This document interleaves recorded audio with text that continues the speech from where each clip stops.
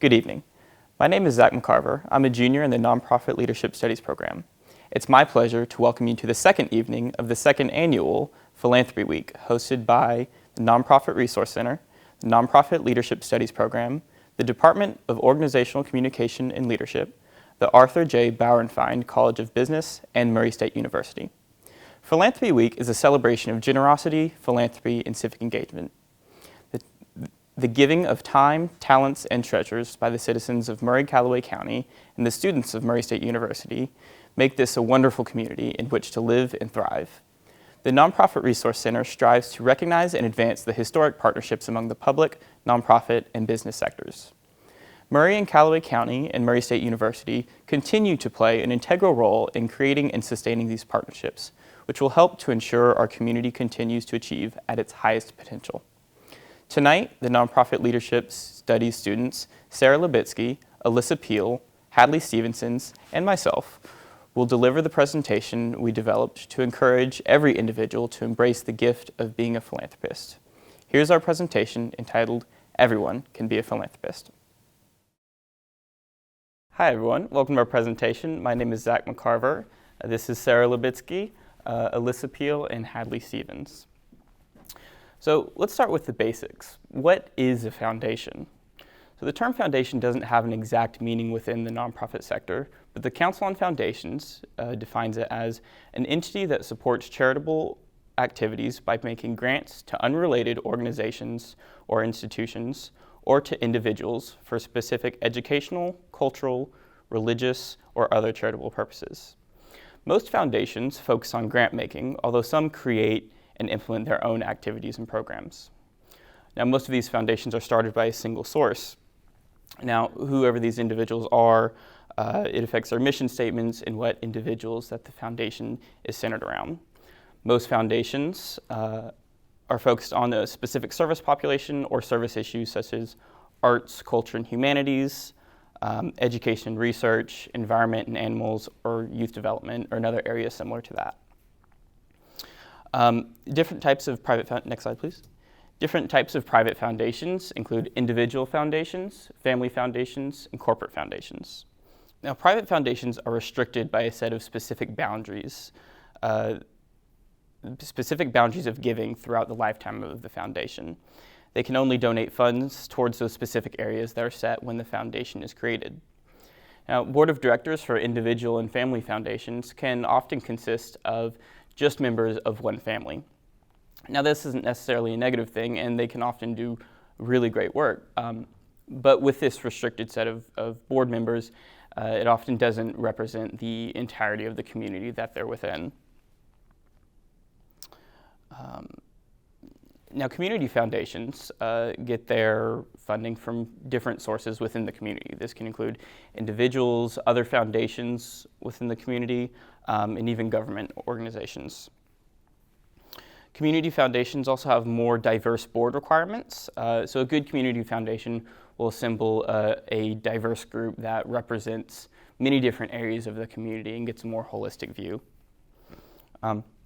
Another difference between kinds of foundations is operating versus non-operating. Now, the vast majority of foundations are non-operating foundations. This means that they give their funds to other charitable organizations or nonprofits that then use those funds to fulfill their own missions and needs. Operating foundations can run their own programming or educational activities or things of that nature. So, what's the difference? What exactly gives community foundations an advantage over other kinds of foundations? And Alyssa's here to tell you. So community foundation. So what is a community foundation? Well, next slide. Community foundations are primarily focused on one geological area. They pretty much tend to grab donations from multiple different people, and then they accumulate those, and then they decide who has the best or need, and then they'll separate that out. Community needs are drastically affected by it, and then also different nonprofits can be really greatly affected by community foundations. They also have multiple programs, so they have donor-advised funds, they have giving circles, there are field of interest funds, scholarships, endowments, and a lot of other ones that you can actually create and work with community foundations for. So the benefits of community foundations. So a little bit of background on what giving versus fundraising means in the nonprofit world. Fundraising tends to be more of the actual act of raising that money and then getting it. It tends to be a yearly thing that happens in organizations, but giving tends to be more of a habit. It's usually directed towards one individual or multiple, and it tends to be more of something that can be built over time. So many nonprofits actually have annual donors who give every single year. So the benefits of actually working with a community foundation, like I said earlier, they actually work with one geographic area. So you always know that that money is going to go back towards that community no matter what. It's not going to go towards a different program or anything like that. Every once in a while, say for example like the Mayfield incidents, some community foundations can work and ask if they can give some money towards that, but usually they tend to stay in their one area. And then also, they're more flexible than private foundations with their rules. So say you want to donate money to a certain type of individual, well, they can't really do that, but they can donate towards Murray State, and Murray State can use that as a scholarship towards a certain individual. And then also, they have advisors that they can work with you and create the program that you want to create for that money. And then compound interest. So compound interest kind of seems really intimidating, but it's not once you break it down. These funds, whenever you use compound interest, these funds actually last longer than a lifetime of an individual, so it'll keep going and growing no matter what happens. So this graph is an example of what would happen if you put a $5,000 fund into funds into this grant, and then it would have an annual interest of 6%. So each year the fund grows and grows, and after about 5 years it has around $6,700, and then at 25 years it has $21,500, and this is without putting any other money into it or taking anything out. So say the community foundation, what they do is they'll actually take part of this percentage of the money out every year, put that back towards scholarships and different grants, and then that other money that stays in the actual fund keeps growing and growing and building. And so that money will be there longer than someone's lifetime and can keep growing and you can keep adding or subtracting from it. So donating to a foundation versus a nonprofit.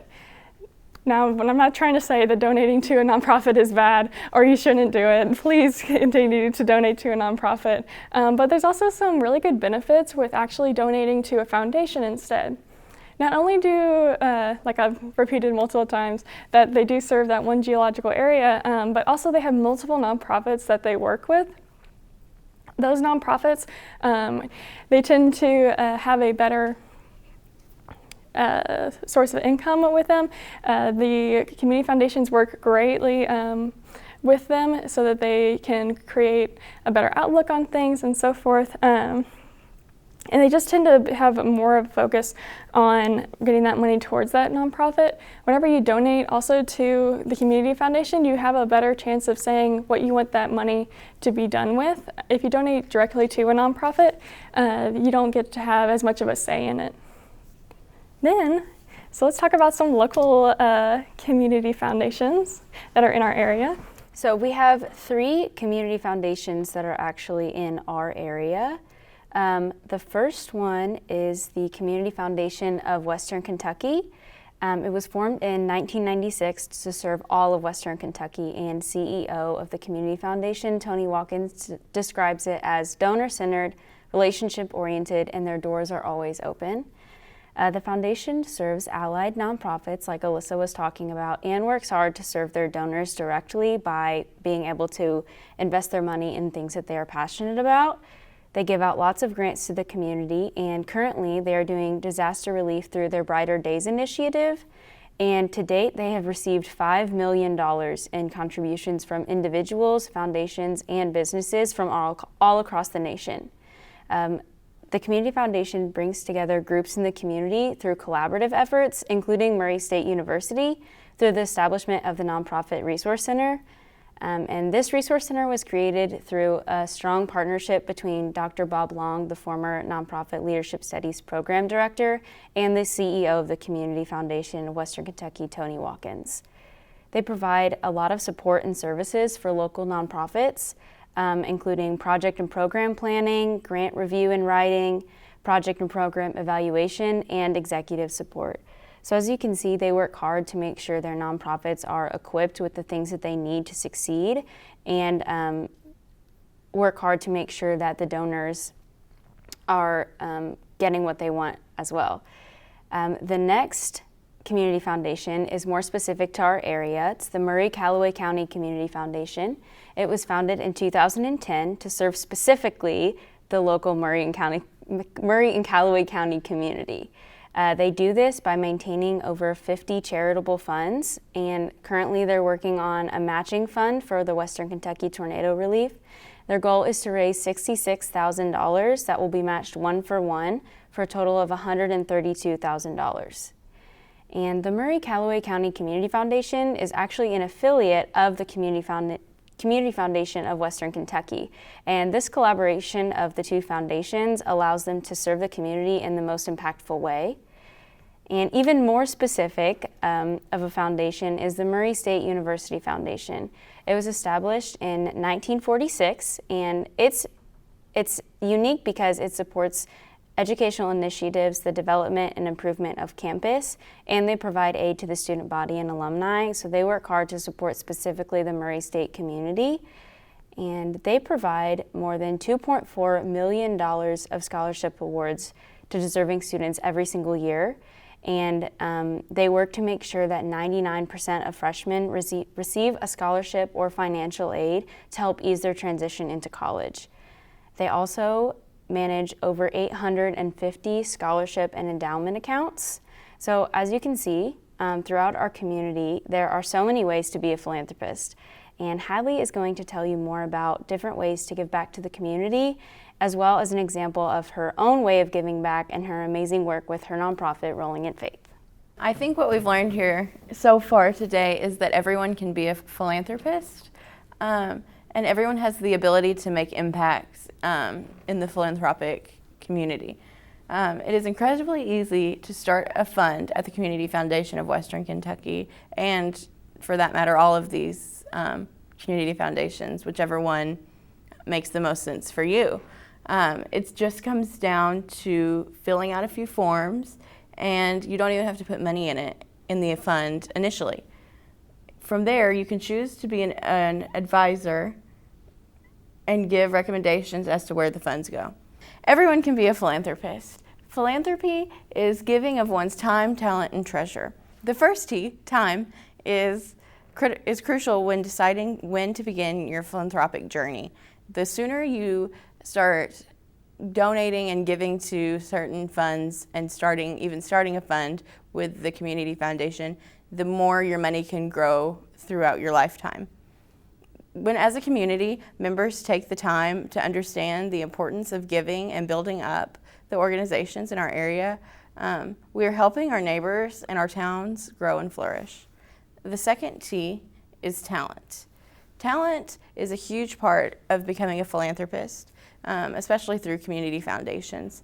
Tony Watkins with the Community Foundation of Western Kentucky gave an amazing example of this notion when he told a story of a family who was heavily involved with philanthropy. Each Christmas, they would make lists of what organizations they were feeling impacted by, and the grandfather of that family would donate to those organizations. That's an example of how community foundations can incorporate your talents and your interests to serve those in your community. Another good example of this could be through the Murray State Community Foundation. If you are, for example, a student athlete and you want to give back to the programs here at Murray State, you have the opportunity to do so by creating a fund with the Murray State Foundation. And then you can help give back based on your talents and your interests. The third and final T is treasure. Using your treasures to assist nonprofits through the guidance of the Community Foundation gives you the opportunity to invest your hard-earned money into the projects that you care about. A great example of this was also given by Tony Watkins of the Western Kentucky Community Foundation. he discussed how after the tornadoes, it was very close to Christmas, as we all remember well. There was a donor wanting to give bikes to children, 1,000 bikes. And so through his efforts, Tony got a group of people together and made it to where these children could have somewhat of a normal Christmas and have bikes. And it wasn't just the money that made the impact in that situation. People had to put these bikes together and work together in order to make something very meaningful happen for people who have had their lives destroyed. And I think that's the best example of treasure that we can give. We need to, I believe that we need to give our treasure in the form of donations, but also our hearts. And so through the Community Foundation, they give you an opportunity to do so. Okay, the impacts of time, talent, and treasure, a real life example.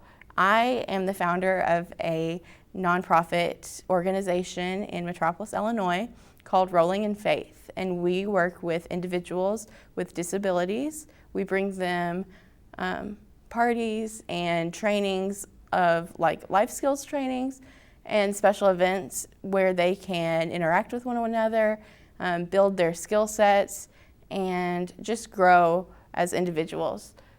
Without time, talent, and treasure, Rolling in Faith would not be where we are today. The time that people put in to make our events happen I can't talk about it enough.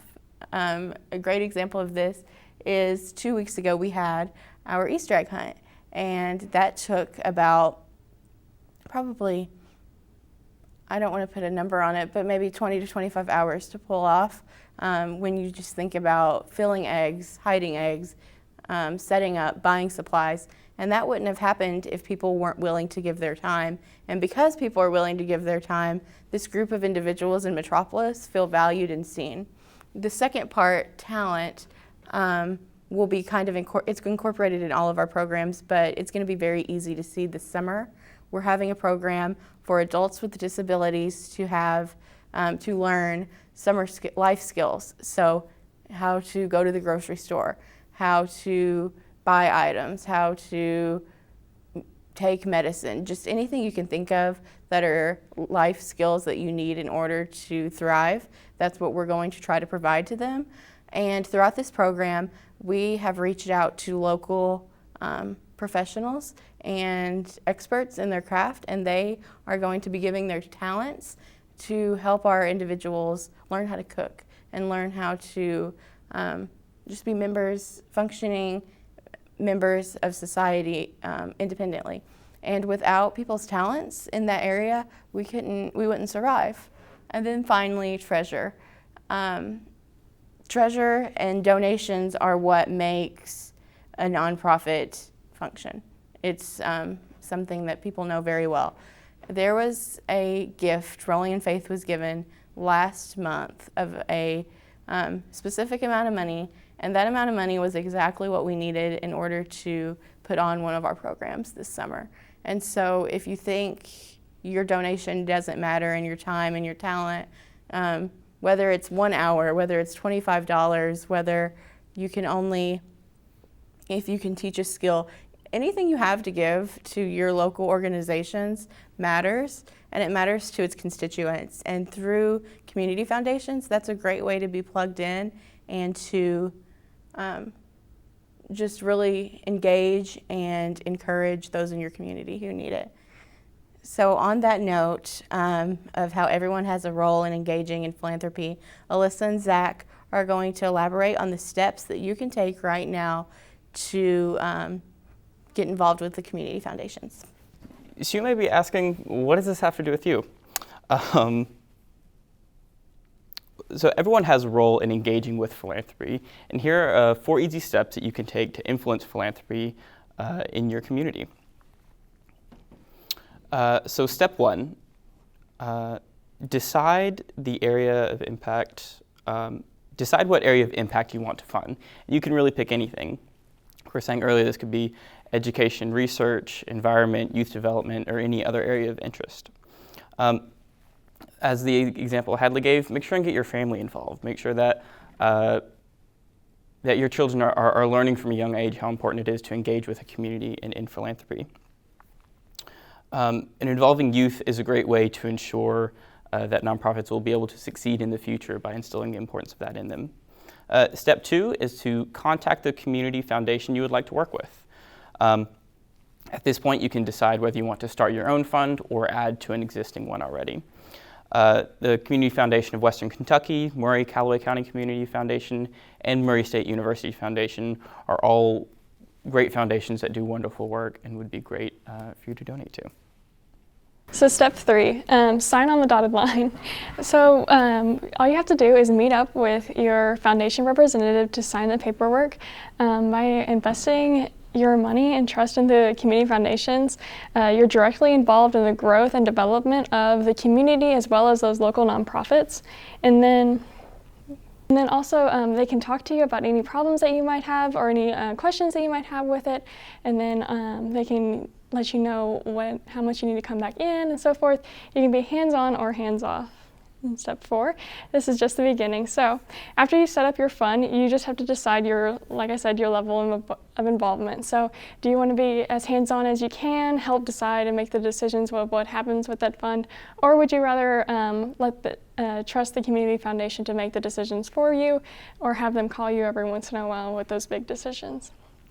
You can also contribute to the fund whenever it's convenient. It doesn't have to be every year or every month or even every day. You can do every 2 years, every 3, every 5, or you don't have to at all and just start out with that main fund for that compound interest. And then also, donor-advised funds also allow the donors to be involved in the grant distribution process, if you would like to stay involved. So you can help look at those scholarships and see who you might think would be the best for those grants. Then, thank you. So we hope that this has encouraged you to get involved with community foundations. We'd also like to say a special thanks to Dr. Bob Long, Professor Mike Gowan, and our community foundations of Western Kentucky CEO Tony Watkins for their support in making this presentation possible, and we just really appreciate your time watching this. Thank you.